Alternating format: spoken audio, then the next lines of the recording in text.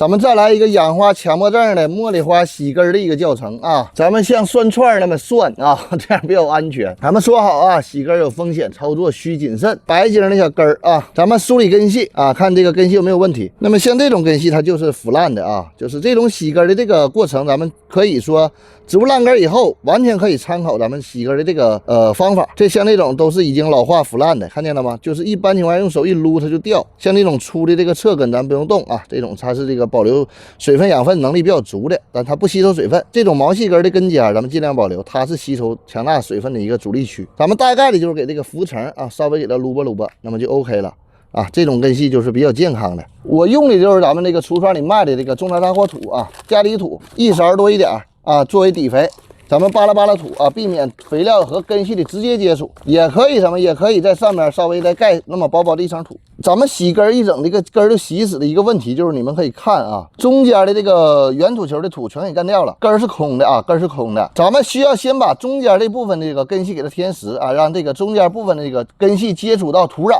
那么这个根系重新分泌粘性物质往新土里边扎。如果说咱们不往中间去塞土啊，这个根系到土壤当中扎堆儿，那么就是这种形态啊，这种形态，那么根系中间它都是悬空的状态，看见了吗？那这时候这根系吸收不到水分，后期就一个结果就是腐烂。它腐烂了，那么会造成致病菌啊，或者一些这个细菌类的微生物啊，在土壤里大肆的这个繁殖，导致整个植物烂根死掉。所以说把土啊给它塞进去啊，就是尤为的这个重要，尤其是毛细根特别多的啊，这个难度洗根的难度相对比较大。那么再像茶花那种毛细根特别多，那么新根生长速度比较慢的，那么洗根的风险非常高。那像茉莉这种带这个比较粗壮的侧根的啊，就有一定的储存养分能力。咱们给中间给它塞土啊，给它塞住啊，让根儿先给土给它包住，别怕浪费土啊。这时候你就别怕浪费土，一定要给它塞住啊，塞住然后咱们给它这个倒挂的啊，按理花这个把花按理以后，看见了吗？这个位置啊，我小手指头这个位置，小拇哥这个位置，看见了吗？它还是很大的一个空洞状态。这时候咱们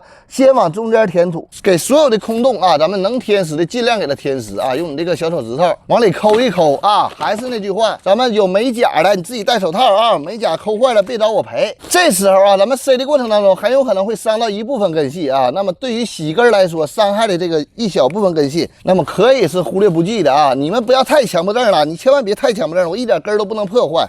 那不可能啊。就是你看我啊，这里边一摁嘎哒嘎哒的，那么就是破坏根系了，但是也要给它填实，填的越实，后期成活率是越高的啊，这个是一个正比啊，你就记住了。当然摁实上这个是对什么？对土有要求，像我这个中大大货土排水透气都比较好的啊，你这个摁实一些，水能顺利的下去。如果是土质比较黏的土啊，咱们可以稍微的拍盆壁，是吧？稍微拍盆壁，让土下沉一些。那么透气好的土，咱们摁实一些啊，摁实一些，摁到什么程度？这植物啊不晃啊，倒不了不晃，那么就 OK 了啊。一样啊，我还是用这个微生物基肥，哎，撒在喷土表面，让这个微生物繁殖起来，刺激植物根系的一个生长。咱们浇定根水的时候啊，这时候咱们一定要注意啊，它跟换盆不一样啊，跟这个咱们上一期讲的这个茉莉的换盆不一样。咱们尽量的大水去冲一冲啊，让那个土壤当中一些细小的颗粒往下沉，最好是咱们这个给根系周边这个土啊，全给它这个冲下去啊，让这个根和土充分的贴合好。那么这个是一个极大提高洗根成活率的一个小技巧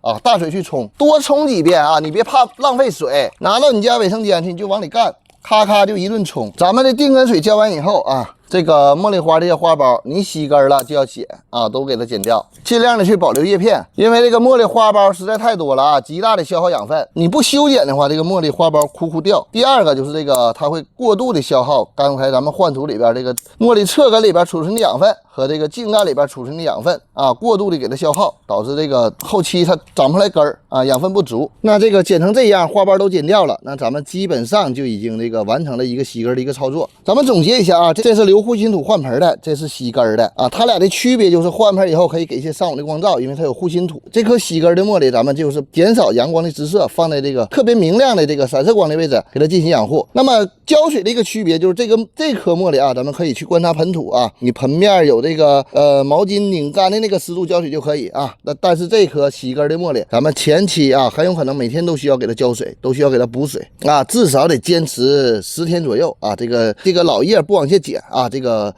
叶片不枯萎不干瘪，那么没有这种现象的时候，发现这个新芽开始往外生长了，那么这个时候咱们就可以像这种换盆的这种茉莉，放在这个东阳台啊，有一些上午的光照啊，是吧？参考盆面干啦，适当的拉长那个浇水时间，这么去养护。你别忘了点赞关注啊！